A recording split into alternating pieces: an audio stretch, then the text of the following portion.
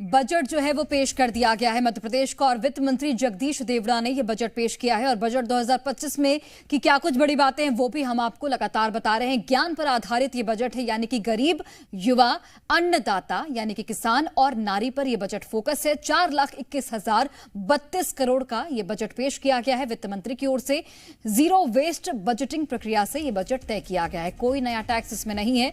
50 विद्यार्थियों को विदेश में पढ़ाने का लक्ष्य निर्धारित किया गया। इसके अलावा प्रदेश में 39 नए औद्योगिक क्षेत्र यहां पर खोले जाएंगे, जिससे 3 लाख से अधिक रोजगार मिलेगा।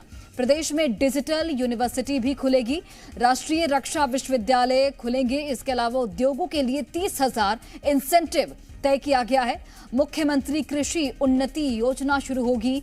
लाडली बहनों को केंद्र की 3 योजनाओं से जोड़ा जाएगा। देवी अहिल्या कौशल प्रशिक्षण कार्यक्रम और प्रधानमंत्री जीवन ज्योति बीमा योजना और प्रधानमंत्री जीवन सुरक्षा योजना, अटल पेंशन योजना से लाडली बहना योजना को जोड़ा जाएगा। तो बजट में कोई भी नया कर नहीं लगाया गया है। लाडली बहनों को केंद्र की योजनाओं से जोड़ा जाएगा। मध्य प्रदेश में डिजिटल यूनिवर्सिटी खोली जाएगी, औद्योगिक क्षेत्र का विकास होगा और इससे 3 लाख रोजगार करीब मिलेंगे। संबल योजना के लिए 700 करोड़ रुपए का प्रावधान है। इसके अलावा किसानों को शून्य ब्याज पर लोन भी दिया जाएगा। किसान प्रोत्साहन योजना के लिए 5,230 करोड़, धान बोनस के लिए, इसके अलावा धान बोनस के लिए 850 करोड़ रुपए का प्रावधान है। एक जिला एक उत्पाद पर फोकस रहेगा। सीएम राइज स्कूल के लिए 1017 करोड़ यहां पर निर्धारित किए गए हैं। इसके अलावा कामकाजी महिलाओं के लिए हॉस्टल बनाए जाएंगे। 50 छात्रों को पढ़ाई के लिए विदेश सरकार भेजेगी। प्रदेश में 22 नए हॉस्टल बनाए जाएंगे। इसके अलावा 22 नए आईटीआई कॉलेज का निर्माण सरकार की ओर से किया जाएगा। प्रतियोगी परीक्षाओं के लिए 20 करोड़ रुपए का प्रावधान तय किया गया है। वहीं गरीबों को अनाज के लिए 7,132 करोड़ रुपए निर्धारित किए गए हैं। 39 नए औद्योगिक क्षेत्र का यहां पर विकास होगा। और चलिए, हमारे साथ बजट पर चर्चा करने के लिए हमारा गेस्ट पैनल भी मौजूद है। भाजपा के प्रवक्ता बृजगोपाल लोया जी हमारे साथ मौजूद हैं। कांग्रेस के प्रवक्ता डॉक्टर विक्रम चौधरी जी हमारे साथ मौजूद हैं। अर्थशास्त्री अजय देवनानी जी हमारे साथ मौजूद हैं। आप तीनों का बहुत बहुत स्वागत है जी मध्य प्रदेश छत्तीसगढ़ पर। और सबसे पहले विक्रम चौधरी जी, आपसे शुरुआत करते हुए, विपक्ष लगातार यहां पर जब बजट पेश होने वाला था उससे पहले विपक्ष अलग अलग मुद्दों को लेकर प्रदर्शन कर रहा था। बजट पेश हो चुका है, कैसे देख रहे हैं इस बजट को? इसमें किसी प्रकार की नई राहत तो दी नहीं गई है। प्रस्तावना बहुत हैं, ये करेंगे वो करेंगे, पिछले 20 साल से हम सुनते आ रहे हैं। जहाँ तक इन्होंने बताया है कि एमएसएमई के लिए नए औद्योगिक क्षेत्र खोलेंगे, तो ये सरकार की योजना बहुत दिनों से फ्लॉप योजना है। ये बहुत दिनों से प्रयास कर रहे हैं, अभी तक एक नया औद्योगिक क्षेत्र नहीं खोल पाए हैं। हमारा जो प्रदेश अध्यक्ष जी ने कहा है कि ये जो बजट है इसकी सीमा इसलिए बढ़ाई गई है कि नए तरीके से इसमें फिर से कर्ज ले सकें और उस कर्ज को करप्शन में बदल सकें। पिछला बजट आप देखेंगे तो उसमें अभी मध्य प्रदेश सरकार की वेबसाइट पर ही पूरा स्पष्ट दिख रहा है, जो ट्रेजरी की वेबसाइट है, कि मध्य प्रदेश सरकार ने जो पिछले जो बजट आवंटन हुआ था उसकी राशि में 11 मार्च तक मात्र 61% बजट खर्च किया है। तो हमारा यह कहना है कि आप पुराना बजट आप खर्च नहीं कर पाए, नया बजट आपने बढ़ा दिया है। तो इसमें आंकड़ों की बाजीगरी है सीधी सीधी। और जब ये इन्होंने जो रोजगार की बात की है, वो विश्वविद्यालय की बात, वैकेंसियां खाली, नए जो इनका कौन, आखिर रोबोट तो चलाएगा कि नहीं चलाएगा?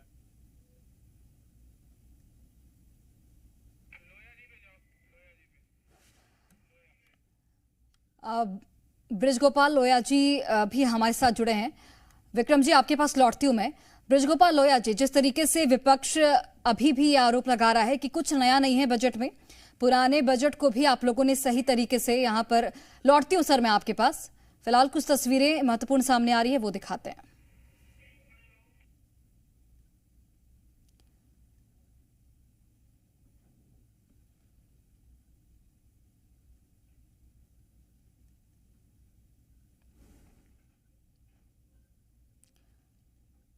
तो मोहन सरकार का ये ज्ञान वाला बजट और ज्ञान पर आधारित ये बजट है, जिसमें गरीब, युवा, अन्नदाता और नारी का खास ध्यान रखा गया है। डिजिटल यूनिवर्सिटी और राष्ट्रीय रक्षा विश्वविद्यालय खुलेंगे। कई महत्वपूर्ण बातें हैं। जो कि इस बजट में वित्त मंत्री जगदीश देवड़ा की ओर से की गई हैं। सीएम केयर योजना, मुख्यमंत्री सुगम परिवहन योजना, इसके अलावा किसानों के लिए भी कई बड़े ऐलान किए गए। किसानों को धान पर प्रोत्साहन राशि के रूप में 850 करोड़ का प्रावधान तय किया गया है।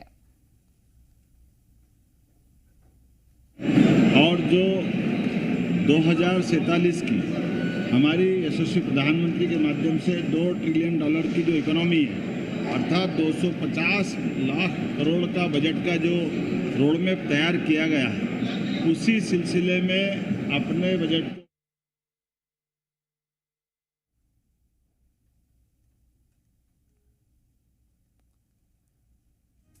तो बजट की बड़ी बातें क्या कुछ हैं वो भी हम आपको ग्राफिक्स के माध्यम से बता रहे हैं। तो भाजपा के प्रवक्ता बृजगोपाल लोया जी भी हमारे साथ जुड़े हैं। बृजगोपाल लोया जी, जिस तरीके से आपने विक्रम चौधरी जी को सुना, अभी भी वो आरोप लगा रहे हैं कि बजट में कुछ भी नया नहीं है, क्या कहेंगे आप? देखिए, बिल्कुल मैं एक सबसे पहले आपको इस बजट के बारे में बता दूं। ये मध्य प्रदेश के अगले आने वाले 4 वर्ष जो हैं उनकी दिशा बताने वाला बजट है और मध्य प्रदेश को आत्मनिर्भर और मजबूत करने वाला बजट है। जो 4 हमने कोर सेक्टर छांटे हैं, ज्ञान के नाम जिनका दिया है कि गरीब, युवा, अन्नदाता और नारी, इनके सशक्तिकरण की दिशा में एक महत्वपूर्ण कदम है। देखिए, एक बात मैं फिर से कहता हूँ, कांग्रेस पार्टी लगातार ये कहती रही। अभी मेरे मित्र कह रहे थे कांग्रेस के प्रवक्ता की ये आंकड़ों की बाजीगरी है। नहीं मित्र, आंकड़ों की बाजीगरी से गांव-गांव तक सड़क नहीं पहुंचती, आज मध्य प्रदेश में पहुंची हुई है। आंकड़ों की बाजीगरी से कोई प्रदेश इलेक्ट्रिसिटी सरप्लस स्टेट नहीं बनता। आज मध्य प्रदेश में हमारी आवश्यकता से अधिक बिजली का हम उत्पादन कर रहे हैं और ये सार्वभौमिक सत्य है। आपकी सरकारों के वो दिन लग चुके हैं जब हूटर बजाकर शाम को बाजार बंद करवाना पड़ता था। आज बिल्कुल नया मध्य प्रदेश है। इसमें युवाओं के लिए उत्साहजनक जो परिणाम आगे आएंगे। देखिए, पहली बार एमएसएमई को 1300 करोड़ से ज्यादा आवंटित हो रहे हैं। ये मध्य प्रदेश में मंझले साइज के जो उद्योग हैं उनको बढ़ाने की दिशा में कदम है। और एक और आज इस बजट में बहुत महत्वपूर्ण है, हमारे शायद मित्र ने ना देखा हो कि स्किल डेवलपमेंट प्रोग्राम के लिए 902 करोड़ रुपए दिए गए। ये मध्य प्रदेश के इतिहास में पहली बार हो रहा है। 27 नए आईटीआई खोलने जा रही है सरकार, क्योंकि जो स्किल डेवलपमेंट है उसके लिए सबसे प्राथमिक साधन है आईटीआई का। और ये जो संसाधनों की वृद्धि है, यही तो नया मध्य प्रदेश बनाएंगे। हमने ग्लोबल इन्वेस्टर समिट किया है, मध्य प्रदेश में 30 लाख करोड़ का निवेश लगभग प्रस्तावित है। इसके लिए हमें युवाओं को प्रशिक्षित भी करना पड़ेगा, उनके स्किल को भी बढ़ाना पड़ेगा और जिस तरह के उद्योग आ रहे हैं उस तरह के उद्योगों के अनुरूप स्किल बढ़ाना पड़ेगा। तो सरकार उस दिशा में काम कर रही है। और एक बात और बताऊं, पहली बार है मध्य प्रदेश के इतिहास में कि 58,257 करोड़ रुपए का बजट सिर्फ कृषि और कृषि संबंधित क्षेत्र के लिए है। ये कोई साधारण काम नहीं है, ये बहुत बड़ी बात है। 2003 तक आपकी सरकार जब इस मध्य प्रदेश में राज किया करती थी तो कुल बजट ही 23,000 करोड़ का था। आज उससे लगभग 2.5 गुना बजट तो केवल कृषि क्षेत्र के लिए है। एक एक योजना की अगर आप फंडिंग देखेंगे, 18,000 करोड़ केवल नगरीय निकायों के ढांचों को ठीक करने के लिए है। तो ये बजट है, ये मध्य प्रदेश को आगे ले जाने वाला बजट है। आत्मनिर्भर मध्य प्रदेश, स्वर्णिम मध्य प्रदेश की जो कल्पना भारतीय जनता पार्टी की सरकार और माननीय मुख्यमंत्री डॉक्टर मोहन यादव जी ने की है, उसे पूरा करने वाला है।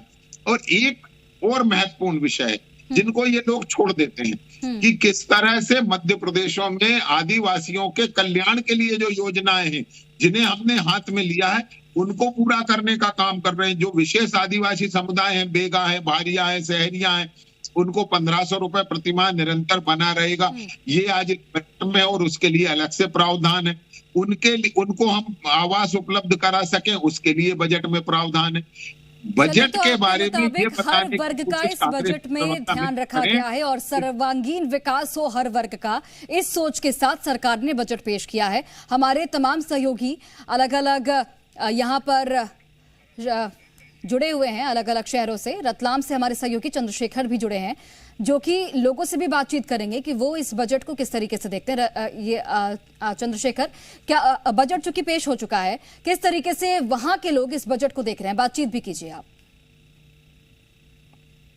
और उसका जो हम लोगों ने आम नागरिक और जो अलग अलग वर्ग के लोग हैं वही बता पाएंगे। देखिए, घोषणाएं तो काफी बड़ी बड़ी हुई है। इसके अंदर किस तरीके से बजट में जो चीज चाहिए कि उद्योग के नए जो है विकास विकसित किए जाएंगे क्षेत्र, इसके अलावा जो है रोजगार के अवसर दिए जाएंगे, सारी चीजें हैं। लेकिन अब सबसे पहले व्यापारी वर्ग से बात करते हैं कि वो क्या सोचते हैं इस बजट को लेकर के। क्या मानते हैं आप, एक व्यापारी व्यवसायी हैं, बजट में कुछ मिला? इस बजट में कुछ नहीं मिला, कोई सुविधा प्रदान नहीं की गई। दूसरी, रतलाम के लिए कोई घोषणा नहीं की गई है। रतलाम में संभाग बनाने की घोषणा का कोई अमल नहीं हुआ गया, सारे उदासीन बैठे हैं। एयरपोर्ट बनाने की बात हुई थी रतलाम में, वो भी एयरपोर्ट भी नहीं बना, कुछ नहीं कर रहे हैं। सब भेदभाव कर रहे हैं रतलाम के साथ। पूरे मध्य प्रदेश में उज्जैन, इंदौर सभी है क्या, बाकी रतलाम वाले सब मर गए। जी, तो क्या लगता है व्यापारियों को कुछ नहीं? हम तो खुश नहीं इस बजट। ठीक है, तो देखिए अभी व्यापारियों ने बात की, अब आम नागरिकों से भी बात कर लेते हैं कि क्या कुछ बजट में आपको दिखता है, कुछ बजट में मिला है? आम नागरिक के नाते आप क्या बता पाएंगे? अगर जहां तक रतलाम का सवाल है तो रतलाम के लिए तो इस बजट में, बजट एमपी का है तो हर किसी वर्ग के लिए सब बात हो रही है। नहीं, वैसे अभी तक ऐसे घोषणा से ऐसा कुछ नहीं लगा कि कोई उद्योग धंधे या बड़े बड़े कोई प्रोजेक्ट ऐसा कुछ आ रहा है। मुख्यमंत्री जी ने अभी कुछ जो कॉन्क्लेव करी थी उसमें कुछ करा है, लेकिन अभी तक उसका कोई अमल में होता हुआ अभी कुछ ऐसा दिख नहीं। क्या मानते हैं, महंगाई को लेकर कुछ राहत मिलेगी? आपने क्या देखा है बजट में तक? महंगाई मेरे को लग नहीं रहा है कि महंगाई कुछ कम हो, क्योंकि एमपी के लिए कुछ भी बजट में दिया नहीं है। देखिए, बड़े बड़े प्रोजेक्ट अभी इसमें निकले हैं और जिस तरीके से धीरे धीरे जैसे लौटते हैं चंद्रशेखर आपके पास। बृजगोपाल लोया जी, आम जनता क्या राय रखती है उससे पता चलता है कि बजट आपका लोगों तक पहुंचा है कि नहीं। और आम जनता बोल रही है कि महंगाई को लेकर तो कुछ है ही नहीं, महंगाई तो कम हुई नहीं है। नहीं, देखिए, पहले तो मैं आपको एक बात बताऊं, जो लोगों से आप संवाद कर रहे हैं, क्या मालूम उन्हें क्या मालूम है। देखिए, सबसे पहली बात तो यह है कि इस बजट में तो कोई नया कर है नहीं, किसी कर की दर में वृद्धि नहीं है। दूसरी बात, आजकल किसी भी बजट में किसी भी राज्य में उसमें किसी कर को बढ़ाना और घटाना ये जीएसटी काउंसिल का विषय है। और जहां तक प्रश्न महंगाई का है, तो देखिए, एक बात मैं आपको हमेशा निरंतर कहता हूं, कुछ बातें हमें स्वीकार करना चाहिए। महंगाई एक ऐसा शब्द है कि जिसे आप जब चाहें अपने हिसाब से उसका उपयोग कर सकते हैं कि इससे कम हुई कि नहीं हुई। जो आदमी जो सामान बेचता है वो चाहता है कि महंगा बिके। हमारा अन्नदाता आज इससे परेशान है कि टमाटर सस्ता बिक रहा है, मगर जिन लोगों को मिल रहा है उनको उसका असर दिखाई नहीं देता। और आपको याद होगा, जिस दिन वो 80 रुपए किलो बिकेगा तो निश्चित है कि फिर अन्नदाता बेचना चाहेगा और लोग कहेंगे महंगाई है। तो ये जो महंगाई है, मध्य प्रदेश हम खासतौर से कृषि आधारित अर्थव्यवस्था है।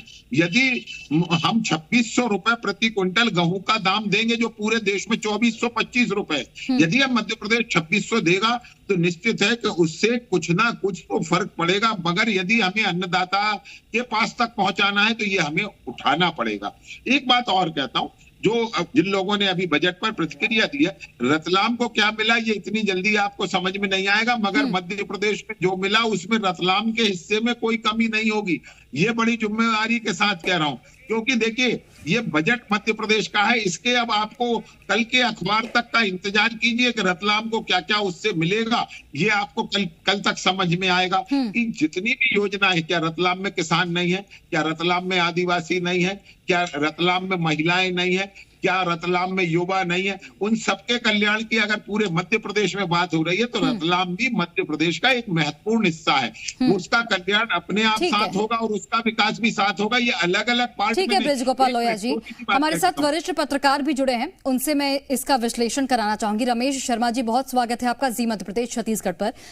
रमेश जी, जिस तरीके से बजट पेश किया गया है, कई महत्वपूर्ण वादे किए गए हैं सरकार की ओर से और कई बड़ी घोषणाएं की गई हैं, किस तरीके से देखते हैं आप इस बजट को?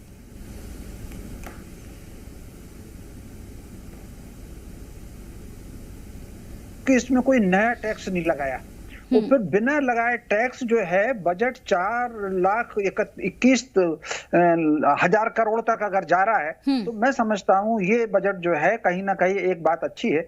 दूसरी जो इसमें मुझे अच्छी बात लग रही है कि हर विधानसभा क्षेत्र में उन्होंने स्टेडियम खोलने की घोषणा की है। और दूसरी एक बार इसमें जो खासतौर से किसान को और गांव को, मंजरे टोले को उन्होंने जो सड़कों से जोड़ने की बातचीत की है, इससे आवागमन का कहीं ना कहीं एक तो साधन इससे बढ़ेगा। और फिर धान के ऊपर भी उन्होंने बोनस की घोषणा की है।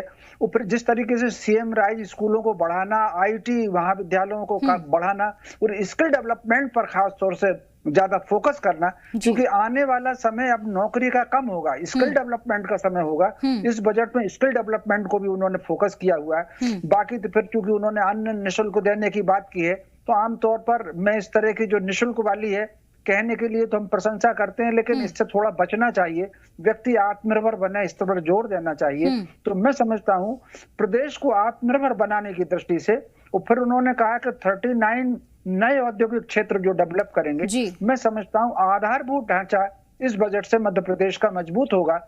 भले ही चाहे तो बिल्कुल विकसित मध्य प्रदेश को लेकर ये बजट है और सरकार की ओर से लगातार ये बात कही भी जा रही है। आप तमाम मेहमान हमारे साथ बने रहिए। कांग्रेस के प्रवक्ता भी हमारे साथ जुड़े हैं, इसके अलावा भी हमारे साथ अर्थशास्त्री भी जुड़े हुए हैं। आप दोनों से भी सवाल लूंगी, लेकिन एक छोटे से ब्रेक के लिए रुकते हैं, उसके बाद ये जो चर्चा है वो जारी रहेगी। यत्र नार्यस्तु पूज्यन्ते रमन्ते तत्र देवता।